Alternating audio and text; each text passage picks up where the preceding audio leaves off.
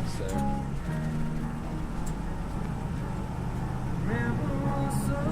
I had shot some video earlier driving, but I was shooting it on directly on the tripod there with the 28mm prime lens, and just there's a lot of vibration. I haven't checked it yet to see how it came across on the video, but now I'm shooting it with the Tamron 15-30 with vibration control, so see how that dampens it at all. This is actually a wider lens too, which is kind of cool for cockpit shots.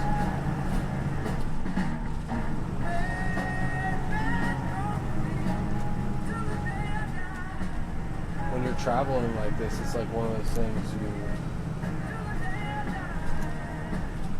kind of get caught up in everything and don't. A lot of times, at least I wouldn't take it as many pictures, on my deployments and stuff like that. Looking back, I'm like, man, I wish I would have taken more pictures. I wish I would have done some more video.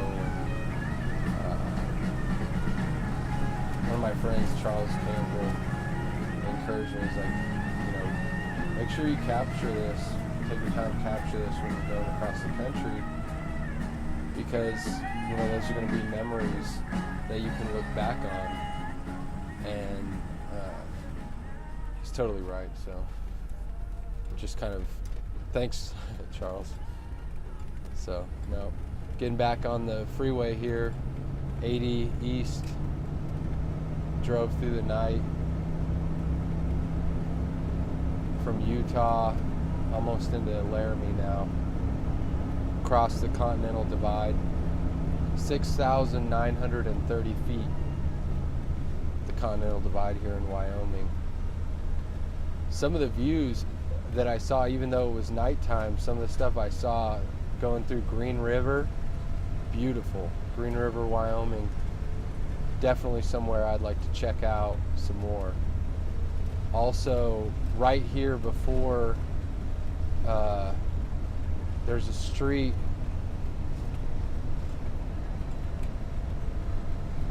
an exit, a couple exits back, where on the left side there was this power plant lit up at night, and it looked like some kind of space city, something you'd see on the moon or something. It's crazy. Just power plant, but I've never seen one lit like that, and it was huge. I mean, it was probably the biggest plant I've seen. Yeah, so that's one of the things. Overall, the driving hasn't been bad, but Wyoming, they're doing a lot of construction. There's definitely some potholes, and going, I've dodged a few, but one trick I found is I kind of hang behind the truckers and watch their taillights. And if you see their taillights bounce pretty hard, then okay, there's something coming up. So that's a little trick. But should get a nice view here once we get up over this hill. I stopped down at the rest stop and did a time lapse of the sun coming up, long exposure time lapse, did some long exposures. And it actually worked out really well. It's one of those things in photography, you kind of learn as you go. You do something and you're like, oh wow, that turned out really good. Obviously you're using all of the fundamentals that you learn, however you learn them, just by trial and error, or if you take classes and you learn about composition, the elements of exposure, balance, depth of field, converging lines, symmetry. Those are things that you're going to try to use as much as you can, but every situation is different. And so in this situation I was doing a time lapse, and I started out just doing long exposures to kind of get a feel for the composition, and I got the composition I liked, and then I went back into the settings, set up went into time lapse after setting an exposure that I thought was pretty low, so I would get an increase as the sun was coming up, a nice sunrise, and I didn't expect I would get the actual sun coming up because we're back behind this plateau. But then I set it so it ended up being about 1.3 second shutter speed. I think I was shooting at like f5, f8 maybe, and which gives you a nice deep depth of field. And then I just shot I set it for 25 minutes. I wasn't sure if I'd be able to hang it out that long because the tripod was kind of in the road. But what really worked out good that I wasn't expecting, was a nice surprise, was as the sun was coming up, the truckers were waking up and leaving, and it added motion into the time lapse and made it a much more dynamic shot than it would have been. So that's something I've seen other photographers do. I wasn't planning on doing that in this situation, but it just worked out really good, and so I'm pretty happy with that. I think I have about an hour and a half left in Wyoming, and then I'll be going through Nebraska, Iowa, Illinois, and then Ohio, Cleveland.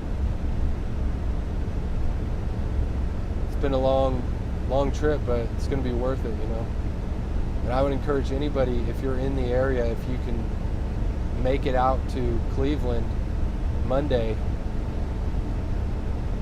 there's going to be a huge rally. InfoWars, Alex Jones will be speaking, Roger Stone, Trump insider.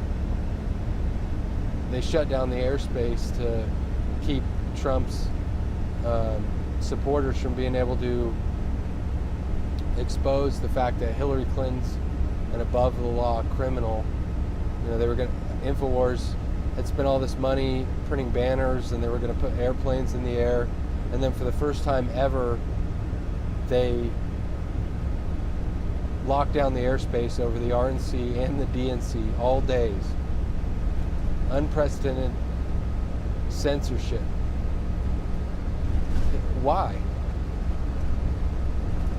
It's information control, and it just further verifies the fact that it is an info war, and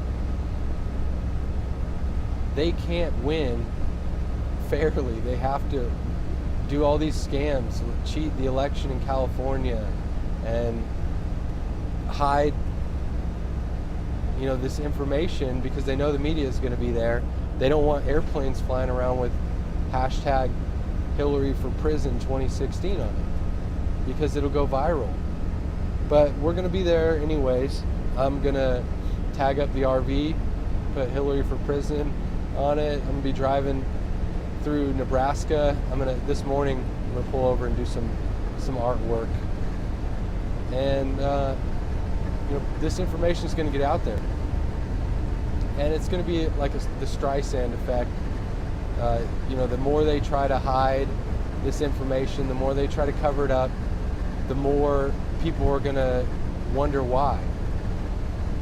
And you should wonder why they don't want you to know what Hillary Clinton said to Goldman Sachs in her, little private speech. What was she saying to them?